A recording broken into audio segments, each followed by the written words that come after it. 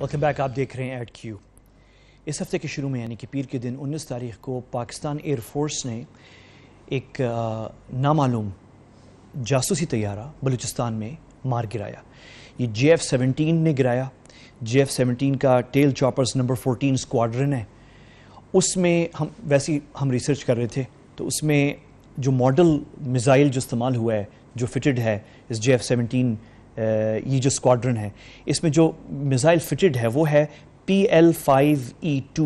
یہ تصویر ہے اس کی اسکرین پہ آپ کو دکھا رہے ہیں. تو یہ راکٹ چانسز ہیں یہ کوئی آفیشیل سورسز سے کنفرم نہیں ہے لیکن چانسز ہے کہ یہی راکٹ جو ہے وہ استعمال ہوا اس ڈرون کو گرانے میں.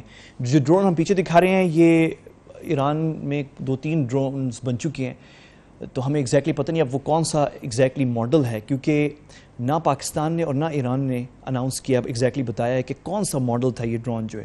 بہرحال یہ ڈرون گرایا گیا ہے. یہ میجر ڈیولپمنٹ ہے. یہ اس پہ جو ہے ابھی تحقیقات ہو رہی ہیں اس پہ بات چیت کیونکہ پاکستان نے بھی 2 دن بعد یعنی 19 کو گرایا اور 2 دن بعد یعنی 22 تاریخ کو جو ہے دفتر خارجہ نے کنفرم کیا کہ یہ پاکستانی حدود میں داخل تھا. جو شروع کی اطلاعات تھیں وہ یہ تھیں کہ پنج گور کے علاقے میں بلوچستان میں یہ کوئی تقریباً 50 کلومیٹر اندر پاکستان داخل ہو چکا تھا ڈرون اور گرایا گیا ہے. لیکن دفتر خارجہ نے کنفرم کیا کہ یہ کوئی 3 سے 5 کلومیٹر جو ہے پاکستان کے حدود میں داخل تھا. یہ غلطی سے آیا ہے یا پہلے سے اڑا تھا یہ ابھی دیکھنا ہے کہ ابھی یہ اس پہ انفارمیشن آئی نہیں ہے کیونکہ نہ پاکستان اس پہ مزید معلومات فراہم کر رہا ہے اور نہ ایران حکومت نے اس پہ کوئی کامنٹ کیا ہے.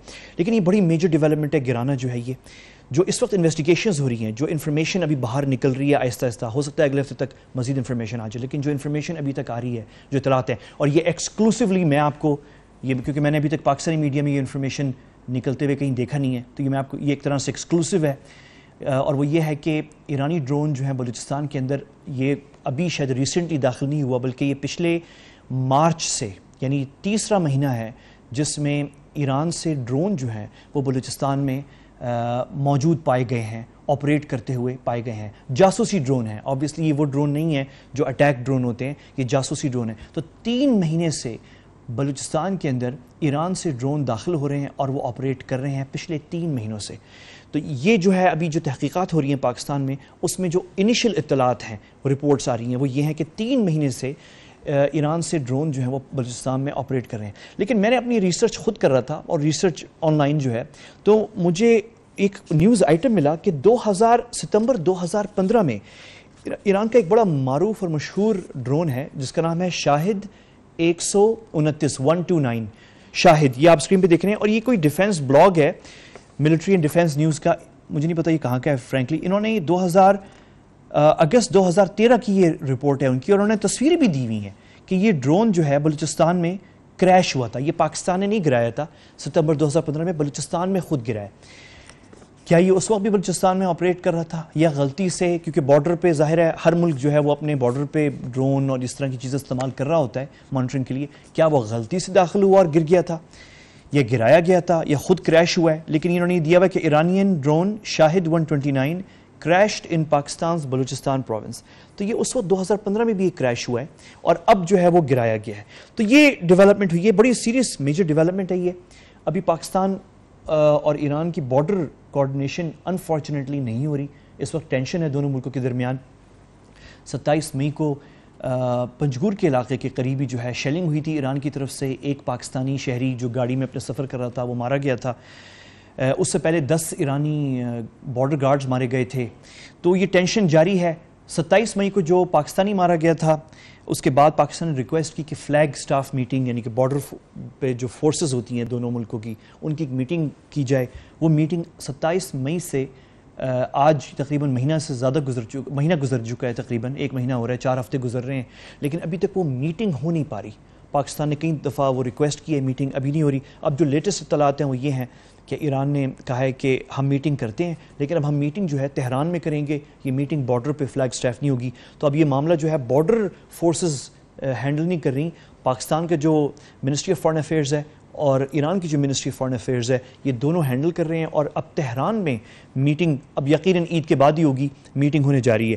تو یہ بڑی سیریس ڈیولپمنٹ ہوئی ہے۔ ایران کا ایک بڑا کنسرن ہے، ایران جو ہے ایک ریولوشنری ملک ہے، 1979 کے بعد وہاں پہ انقلاب آیا تھا، تو ایک بڑا ریولوشنری ملک ہے۔ وہاں پہ کچھ حلقے یعنی بالخصوص جو پاسداران انقلاب، یہ جو IRGC ہے جن کا ڈرون تھا، یہ ان کو خدشہ ہے کہ ہو سکتا ہے پاکستان کے بلوچستان کے اندر سعودیہ اور امارات اور عرب ملک جو ہیں وہ پاکستان کا بلوچستان استعمال کر رہے ہیں ایران کو ڈی اسٹیبلائز کرنے کے لیے۔ لیکن یہ صحیح بات نہیں ہے، ایسی کوئی چیز نہیں ہے۔ پاکستان وہ ملک ہے جو، جب مجھے یاد ہے جب عراق ایران کی جنگ ہو رہی تھی، 8 سال جنگ ہو رہی تھی، اور اس وقت جو ہے پاکستان کے تمام حلیف ممالک جو ہیں وہ ایران کے خلاف تھے اور عراق کو سپورٹ کر رہے تھے۔ تمام امریکہ، یورپ، عرب ممالک، ترکی، سب جو ہیں وہ عراق کو سپورٹ کر رہے تھے، اور لیکن پاکستان نے اپنے تمام دوست حلیف ممالک کو اکیلا چھوڑا، پاکستان اکیلا ہٹا، پاکستان نے سپورٹ نہیں کیا، پاکستان نے ایران کو سپورٹ کیا، اور بلکہ ہم نے تو اپنا کراچی پورٹ اوپن کر دیا تھا ایران کے لیے کہ اگر آپ پہ عراقی آرمی حملے کر رہی ہے ایران کے پورٹس پہ تو پاکستان کے پورٹس کھلے ہیں آپ کے لیے، آپ اس کو اسلحہ اپنا لے کر آئیں، کھانے پینے کے مواد لے کر آئیں، اور کراچی پورٹ ہمارا اور پورٹ قاسم کھولا گیا تھا مکمل طور پہ اس جنگ کے دوران۔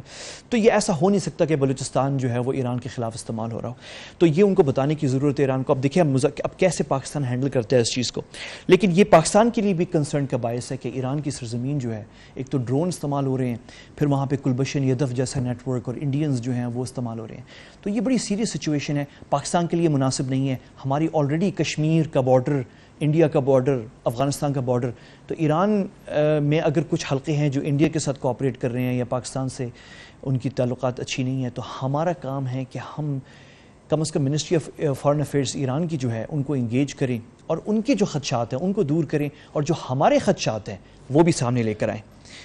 اس پہ ہم آگے چل کے بات کریں گے، اور وقت کی کمی ہے، لیکن یہ 2-3 ایکسکلوسیو انفارمیشنز تھیں وہ میں نے آپ سے شیئر کر لی ہیں۔ وقفہ لیتے ہیں، واپس آتے ہیں، باقی بڑی انٹرسٹنگ چیزیں رہتی ہیں میں نے آپ سے شیئر کرنی ہے، میرے ساتھ رہیے گا۔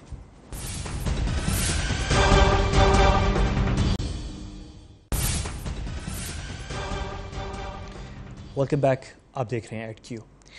مکہ المکرمہ میں ایک بہت بڑا سانحہ ہوتے ہوتے رک گیا ہے، بچت ہو گئی ہے۔ کیسے ہوا ہے اس کو میڈیا میں زیادہ اچھالا نہیں گیا، خود سعودی حکومت نے اس چیز پہ زیادہ فوکس نہیں کیا کیونکہ اتنے لوگ وہاں پہ جمع ہیں، خوف اور ہراس پھیل سکتا ہے۔ اس میں میں بات کرتا ہوں، آپ کو دکھاتا ہوں کیا ہوا تھا، لیکن اس سے پہلے جو سیاسی تبدیلیاں سعودی عرب میں ہوئی ہیں بہت اہم ہیں۔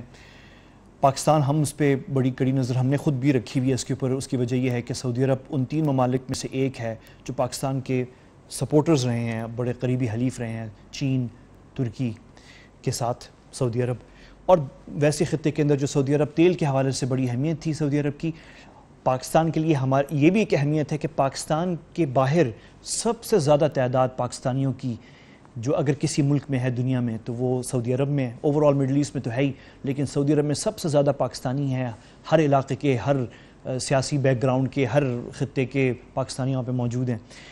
لیکن جو اہمیت اور بڑھ گئی ہے سعودی عرب کی وہ یہ ہے کہ پچھلے 2 سالوں کے اندر سعودی عرب نے اپنے آپ کو تیل پیدا کرنے والے ملک سے ہٹا کر ایک ملٹری پاور اپنے آپ کو ٹرانسفارم کر رہا ہے۔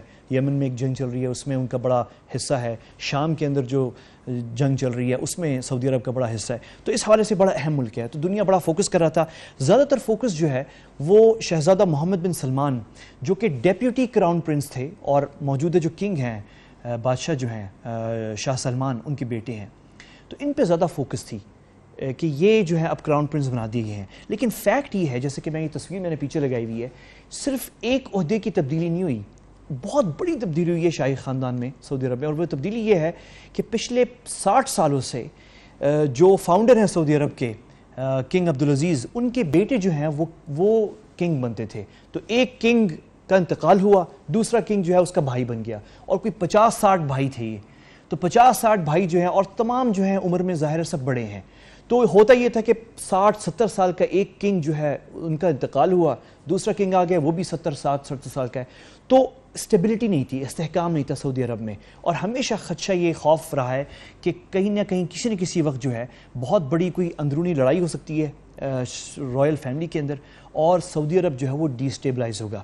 تو یہ مسئلہ جو ہے ونس اینڈ فار گڈ یعنی کہ اس کو حل کر دیا گیا ہے. کیسے حل کر دیا گیا؟ اور یہ اقدام جو ہے کنگ سلمان نے لیا ہے. بڑا مشکل اقدام ہے ویسے.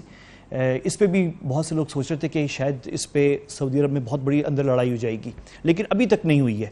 اقدام بڑا یہ کیا ہے کہ کنگ سلمان نے کہا کہ اب کوئی میرا بھائی کنگ نہیں بنے گا، میرا بیٹا جو ہے وہ کراؤن پرنس بن رہا ہے، وہ اگلا کنگ ہے. اور اس کے بعد یہ تمام ایک بہت لمبی لائن ہے پوتوں کی کنگ عبدالعزیز کے، ان میں سے ان کو اب آگے لایا گیا ہے. یہ تصویریں 4 پیچھے ہیں لیکن یہ بہت بڑی لسٹ ہے. اگر ہم اسکرین پہ میں ایسی کوئکلی دکھا رہا ہوں، فرینکلی سب کے نام میں خود نہیں جانتا، آپ بھی نہیں جانتے ہوں گے. لیکن جو بڑی تبدیلی ہے سعودی عرب میں وہ یہ ہے کہ سعودی عرب کا اب جو کراؤن پرنس ہے، جو اگلا کنگ بنے گا، وہ 31 سال کا ہے. 33 سال کا انٹیریئر منسٹر ہے، 33 ایئرز کا. 28 سال کا امبیسڈر ہے امریکہ اب جو اپوائنٹ ہوا ہے. اور اس طرح یہ باقی جو شہزادے ہیں، جو تصویریں میرے سامنے ہیں، ایک ایک کر کے پرنس عبدالعزیز بن سعود ہے، کوئی انٹیلیجنس چیف بنا ہے، تو کوئی مطلب یہ سارے آپ دیکھیں تصویریں ایک ایک کر کے. اگر میں اسکرین پہ ہی دکھاؤں تو سارے ینگ جنریشن، سارے نوجوان ہیں. کوئی بھی جو ہے وہ 35 سال سے اوپر کا نہیں ہے، 35-40 سال، 40 ایئرز سے ابو جو ہے کوئی نہیں ہے. تو ایک ٹوٹلی نئی جنریشن جو ہے سعودی عرب میں آ گئی ہے.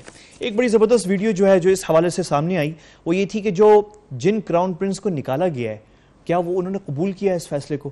تو اس حوالے سے یہ ویڈیو سامنے بڑی انٹرسٹنگ ہے کہ کس طریقے سے جو نیا ولی عہد بن رہا ہے، اس نے جو آؤٹ گوئنگ ولی عہد ہے، جو عمر میں بڑا ہے، تقریباً ڈبل عمر ہے، ان کو کس طرح مل رہا ہے ان سے. اور پھر وہ جو عمر میں بڑے جو ولی عہد تھے جو آپ چھوڑ کے جا رہے ہیں عہدے کو، وہ پھر بیعت کر رہے ہیں اس چھوٹے ولی عہد کو. بڑی انٹرسٹنگ ویڈیو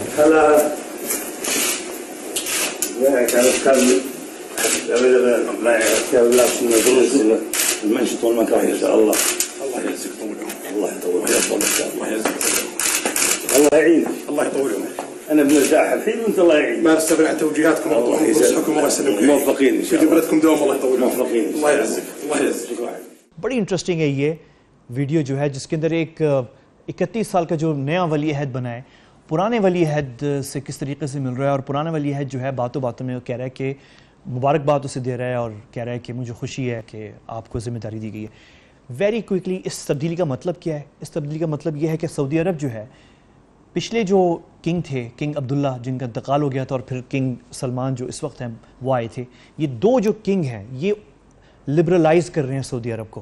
اس پچھلے 15 سالوں کے اندر سینکڑوں نوجوان سعودی لڑکے اور لڑکیاں ان کو ایک ملک بھیجا گیا ہے پڑھنے کے لیے، امریکہ. امریکہ میں بے تحاشا اسکالرشپس پہ لڑکے اور لڑکیاں سعودی بھیجے گئے ہیں پڑھنے کے لیے تاکہ ماڈرنائز ہو سعودی عرب. تو ماڈرنائز کیا جا رہا ہے سعودی عرب کو. تو وہ اقدام تو پہلے لے لیا تھا، اور اب جو ہے یہ اقدام کہ اب ٹوٹلی نیو جنریشن جو ہے وہ پاور میں آ گئی ہے. یہ جو اب کراؤن پرنس بن رہے ہیں، جو کنگ بننے جا رہے ہیں، ان کی 2 خوبیاں ہیں جو اب آئندہ 30-40 تک چلیں گی سعودی عرب میں. ایک خوبی یہ ہے کہ انہوں نے اقتصادی اعتبار سے جو ہے سعودی عرب کو ڈائیورسیفائی کر رہے ہیں اکانومی کو، تیل پر اعتماد ختم کر کے جو ہے اور چیزیں جو ہے اکانومی کے لیے جو اہم ہوتی ہیں وہ لے کر آ رہے ہیں. اسپیشلی آئی ٹی اور پیٹرولیم انڈسٹری اور سٹڈیز جو ہے اس پہ بڑا فوکس ہو رہا ہے سعودی عرب کے اندر. عورتوں کو لانے کی کوشش کر رہے ہیں، جو ان کی جو آپ کو پتہ ہے کہ یہ جو تبدیلی اب سعودی عرب میں آ رہی ہے، اس کی پہلی جو نشانی تھی وہ یہ تھی کہ پچھلے 2 ہفتے پہلے ایک سعودی مولوی نے ایک سعودی ایکٹر کو کافر قرار دے دیا. تو اس مولوی کو جس نے ایک سعودی ایکٹر کو کافر قرار دیا، کیونکہ وہ مولویوں کا مذاق اڑاتا تھا اپنے ڈراموں میں اسی رمضان میں، تو کافر قرار دینے کے اوپر وہ جو مولوی تھے انہیں جیل بھیجا گیا ہے. تو یہ بہت بڑی ایک ڈیولپمنٹ ہے کہ ایک مولوی جس نے سعودی عرب میں ایک ایکٹر کو کافر قرار دیا کیونکہ اس نے اپنے کسی ڈرامے کے اندر، کسی مزاحیہ اس کے اندر جو ہے کوئی مولویوں کو ذکر کر دیا، تو اس مولوی کو جو ہے جیل بھیجا گیا ہے. تو یہ بہت بڑی ڈیولپمنٹ ہو رہی ہے. تو یہ ڈیولپمنٹ ہے، اس کو ہم آگے دیکھیں گے. اور جو دوسری بڑی ڈیولپمنٹ ہے اس شہزادے جو نیا کراؤن پرنس بنے ہیں محمد بن سلمان، وہ یہ ہے کہ یہ سعودی عرب کو پیٹرولیم پاور کے طور پہ نہیں دیکھ رہے، یہ دیکھ رہے ہیں ایز اے ملٹری پاور. اور یہ جو اب اسلامی اتحاد بن رہا ہے اور عرب مسلمان کنٹریز کو اب کہا، یہ سعودیوں کا خیال یہ ہے کہ امریکہ پہ اعتماد کرنے کے بجائے اور دوسرے ملکوں پہ اعتماد کرنے کے بجائے خطے کے ممالک جن کو اندر سے ڈسٹیبلائز کیا گیا ہے، پراکسی وار اور یہ جو ایکسٹریمسٹ آرگنائزیشنز، تو ہمیں خطے کے ممالک کو چاہیے کہ یہ اکٹھے ہو کر کام کریں. تو یہ بڑی تبدیلی ہے، اس پہ ہم آگے فالو کریں گے، وقت بہت کم ہے. لیکن جو بہت بڑی ڈیولپمنٹ جو میں آپ کو بتا رہا تھا کہ جمعۃ الوداع میں دھماکے کی خودکش جو حملہ کرنے جا رہے تھے، اس حوالے سے یہ ویڈیو جاری کی ہے سعودی وزارت داخلہ نے، اور اس ویڈیو میں عربی میں ظاہر ہے، اور اس ویڈیو کے اندر یہ تھوڑا سا آگے چل کے باقاعدہ دکھاتے ہیں وہ جگہ، وہ علاقہ ریزیڈینشل ایریا ہے، یہ حرم کے قریب ہے، خانہ کعبہ کے قریب ہے، جہاں پہ خودکش بمبار نے اپنے آپ کو اپنی جیکٹ کو جو ہے وہ دھماکے سے اڑا دیا، اور وہ بلڈنگ جو تھی وہ پوری گر گئی، اس کے اندر کوئی 6 یا 7 لوگ زخمی بھی ہوئے ہیں. تو یہ اتنی سی شارٹ ویڈیو جاری کی گئی ہے، اور اس میں کوئی خواتین بھی پکڑی گئی ہیں، اور یہ بہت بڑا کوئی پلان تھا جو مکہ اور جدہ میں کچھ لوگ ہیں جس میں ملوث ہیں. تو یہ یعنی شکر کی بات ہے کہ یہ چیز نہیں ہوئی، یہ بڑی سیریس ڈیولپمنٹ تھی. آخر میں جو ہے یہ تو بری خبر تھی. جو اچھی خبر ہے کہ ایک پاکستانی بچہ جو ہے حرم میں، یہ آخری عشر اواخر جو ہے اس میں عمرہ کرنے ایک پاکستانی فیملی گئی ہوئی تھی مکہ، اور وہاں پہ ایک پاکستانی بچہ جو ہے وہ کھو گیا تھا. اور وہ آپ کو پتہ ہے اتنے ملینز لوگ آئے ہوئے ہیں عمرہ کرنے، حج کرنے، حج کے لیے تو نہیں لیکن ابھی عمرہ کے لیے جو عشر الاواخر ہے رمضان کے، اور اس میں یہ بچہ کھو گیا تھا. اور بڑی ایک میریکل ہے، معجزہ ہے کہ یہ بچہ مل گیا. وہ لمحہ جب باپ اور بیٹا جو ہے ملے ہیں، بڑا وہ جذباتی لمحہ ہے، وہ کسی نے شیئر کیا ہوا تھا، میں آپ سے شیئر کرنا چاہ رہا ہوں. اسے دیکھیں اور اس کے بعد آپ نے میرے ساتھ رہنا ہے. آخری کچھ انٹرسٹنگ چیزیں میں آپ کو دکھانے جا رہا ہوں، وہ وقفے کے بعد ہوں گی. لیکن یہ وہ جذباتی لمحہ جب ابھی 1 یا 2 دن پہلے کی بات ہے، ایک پاکستانی بچہ جو مکہ میں عشر الاواخر جو ہے رمضان کے عمرہ کرتے ہوئے پاکستانی فیملی، بچہ کھو گیا، لیکن اسے جو وہاں سیکیورٹی ہے انہوں نے ڈھونڈ کے باپ سے ملوایا. یہ دیکھیں.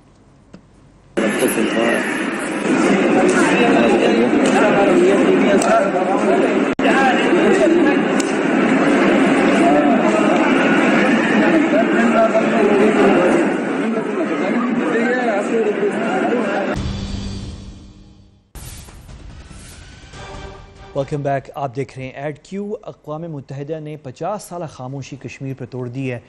اس میں نے بڑی کوریج کی ہے، آگے بھی کریں گے، لیکن ابھی میرے پاس وقت کم ہے. میں صرف آپ کو دکھانا چاہ رہا ہوں کہ یو این میں کشمیر پہ بڑا کام ہو رہا ہے، اور پچھلے دنوں ایک کشمیری وفد جو کہ مقبوضہ کشمیر اور آزاد کشمیر کی نمائندگی کر رہا تھا، اس میں یہ لوگ دونوں جو حصے ہیں کشمیر کے اس سے نمائندگی کر رہے تھے، اور یہ اقوام متحدہ میں انہوں نے بڑی زبردست نمائندگی کی کشمیر کی. اور ایک بڑی دلچسپ ڈیولپمنٹ ہوئی اس دفعہ. یہ ہوا کہ انڈیا جو ہے کشمیر پہ، جب بھی کشمیری آ کے یو این میں بات کرتے ہیں تو انڈیا بات نہیں کرتا. جو انڈیا کے مستقل مندوبین ہوتے ہیں، ان کے ڈپلومیٹس جو ہیں، وہ بات نہیں کرتے کشمیر پہ. کیوں؟ بڑے ہوشیار ہیں.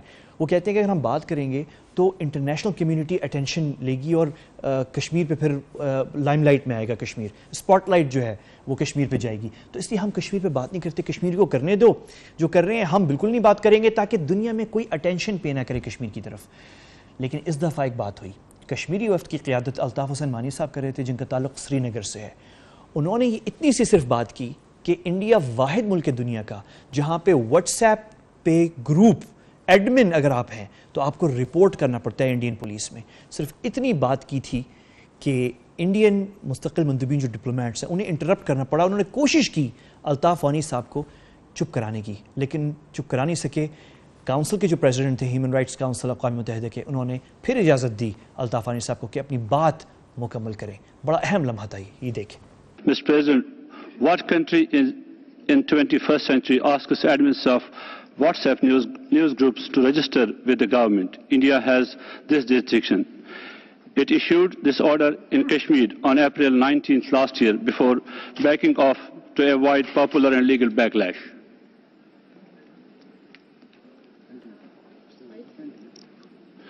There is a point of order by India. Hold on, sir. India.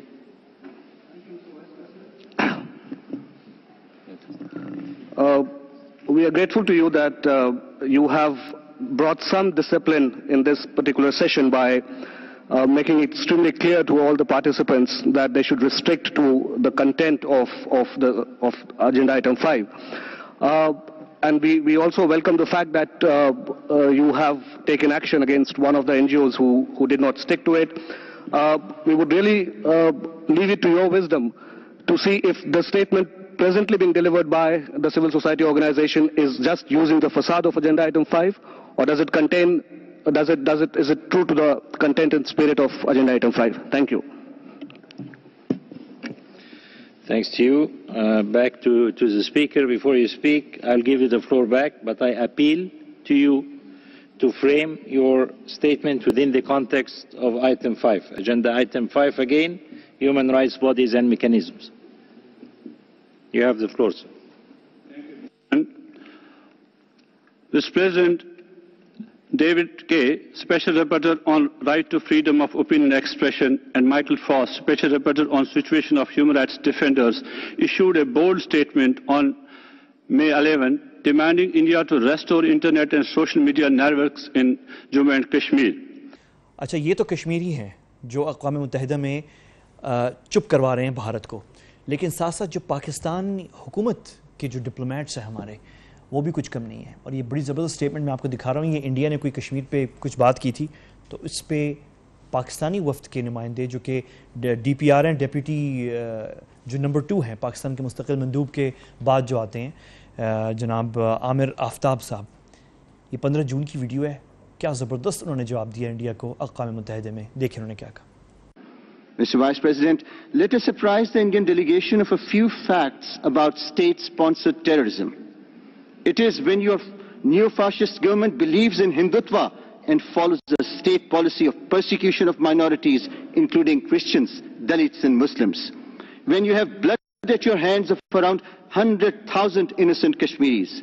When you have raped more than 8,000 women and blinded more than 250 people, including women and children. When you attack ambulances and have impeded access to medical care to the injured, women, children and elderly. When you do ceasefire violations at the line of control, causing deaths of innocent villagers. When you send your in-service raw agents to run terror networks and fuel sectarianism in sovereign states. Pakistan always stood up for the oppressed and suppressed people of the world. It's time that we, the United Nations, should join our voices to stop the Indian persecution of innocent Kashmiris who are paying the price for freedom with their blood. और इस दफ़ा मकबूजा कश्मीर से जो कश्मीरी वफ्द में जो मकबूजा कश्मीर से जो लोग थे, जिनमें परवेज़ अहमद शाह साहब थे जो कि APHC का हिस्सा है, उन्होंने इंटरनेट ब्लॉकेड और तालीम पे जो असर पड़ रहा है इंडियन आर्मी की कार्रवाइयों की वजह से, इस पे बड़ा फोकस किया। बहुत अहम थी उनकी speech. Mr. President, besides other human rights violations, now access to internet is blocked and right to education is denied by attacking schools and sometimes making them military barracks. Jammu Kashmir is one situation which is passing worst times of history, where besides continued curfew, the educational institutions are closed by occupation forces and students have no access to the modern technology. The people are deprived of freedom of association and assembly, which requires Council's attention. On behalf of United Villages, I thank you, Mr. President. और आज़ाद कश्मीर से भी जो कश्मीरी हैं वो भी मौजूद थे अक़वाम मुत्तहिदा में। मोहतरमा शगुफ्ता अशरफ जो कि प्रोफेसर हैं एक यूनिवर्सिटी में आज़ाद कश्मीर में, वो भी मुखातिब हुई और उन्होंने जो पैलेट गन्स का इस्तेमाल है इंडियन आर्मी की तरफ से मकबूजा कश्मीर में, उस पर बहुत अच्छी उन्होंने स्टेटमेंट दी। देखिए उन्होंने क्या कहा। Mr. Vice President, India continue to use the weapon that has caused partial to severe blindness among countless Kashmiris. Injuries and even fatalities are collateral of protest and clashes with protesters. But use of inhuman, indiscriminate and brutal methods used in Jammu and Kashmir is far beyond what any reasonable state should ever use. Shame. Imposing virtual curfews, ban on raising voices, peaceful political gatherings, traveling and even banning internet facilities has become a trademark democracy. Inhuman attacks by forces on protesting students has added a new chapter to this aggression and oppression. Members of Indian Armed Forces reached a new low in a long history of allied human rights abuses in Jammu and Kashmir when they beat and then tied a 24-year-old Farooq Ahmed Dar to the front of jeep using him as a human shield. Mr. President, state terrorism shamelessly carried out in the most degrading manner by the uniformed guardians of the largest democracy needs Council's special attention. Thank you. Human rights defenders جو ہیں مقبوضہ کشمیر میں، اس پہ مقبوضہ کشمیر سے ہی سری نگر سے تعلق رکھنے والے لائر ہیں، اٹرنی ہیں سید فیض نقشبندی صاحب. انہوں نے بڑے کھل کے اس پہ بات کیا اور کاؤنسل سے مخاطب ہوئے. Mr. President, in Indian occupied Kashmir it is very difficult, rather impossible for the human rights defenders to work and cooperate with the UN mechanism. The human rights defenders are frequently harassed, threatened and even arrested in occupied Kashmir. Mr. President, offices of the human rights defenders are attacked by the government forces. We call on the Council to ensure protection of the human rights defenders. I thank you, Mr. President. Hasan Al Banna صاحب جو ہیں وہ بھی APHC کا حصہ ہیں، مقبوضہ کشمیر سے ان کا تعلق ہے. اقوام متحدہ کی ہیومن رائٹس کاؤنسل سے وہ بھی مخاطب ہوئے اور جو اللیگل غیر قانونی آکیوپیشن، ملٹری آکیوپیشن ہے، اس حوالے سے بات کی. Mr. President, Indian state terrorism has consumed more or less 100,000 lives in just last 3 decades in Kashmir. We have witnessed the world's first mass blinding last year when the occupation troops rained Kashmir with pellets. However, a fresh chapter of this brazen barbarism unfolded this year when the occupation troops killed 10 civilians in a single day on April 9, 2017. One of them is 16-year-old Akil Ahmed Wani. He had left his home to fetch medicines for his ailing mother, but his bullet-soaked dead body was handed over to his parents just a few hours later. The video of this victim being shot into his head at a very close range by a trooper of Indian Tibetan border police went viral on social media. His father told the media he does not want anything from India, even justice, because there has been none in Kashmir. Mr. President, I strongly urge this Council to accord urgency to the matter of conducting independent and impartial investigation into the murder of Wani and the dozens of similar cases. Thank you, Mr. President. آخر میں آپ کو دکھاؤں گا مقبوضہ کشمیر سے سری نگر سے تعلق رکھنے والی معروف خاتون ہیومن رائٹس ایکٹیوسٹ محترمہ شمیم شال صاحبہ. انہوں نے خواتین کے حوالے سے کونسل کو آگاہ کیا. دیکھیں انہوں نے کیا کہا. Thank you, Mr. President. The women of Kashmir have become half widows and they have an identity crisis. Their arrested husbands vanished in the year in custody. An atmosphere of fear and psychological terrorization has been created for women and children, and they are suffering depression and mental diseases. International conscience is yet to respond to this appalling scenario. And it is the obligation of UN to use its preventive mechanisms to face this challenge and impress upon the member states to enact laws to prevent violence against women. Mr. President, women have been at the receiving end of this occupation and as direct and indirect victim of violence by the state.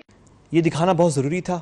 ہم باتیں کرتے ہیں کہ اقوام متحدہ میں کشمیر کے حوالے سے بہت کام ہو رہا ہے، لیکن ایگزیکٹلی کیسے ہوتا ہے، کیا باتیں ہوتی ہیں، ایک آئیڈیا میں نے آپ کو دینا تھا، یہ دیا ہے. کل کا پروگرام جو ہے بہت انٹرسٹنگ ہے میرا. کل آپ نے مجھے ضرور جوائن کرنا ہے رات کو 8 بجے. اس وقت تک کے لیے آپ مجھے اجازت دیجیے. اللہ حافظ.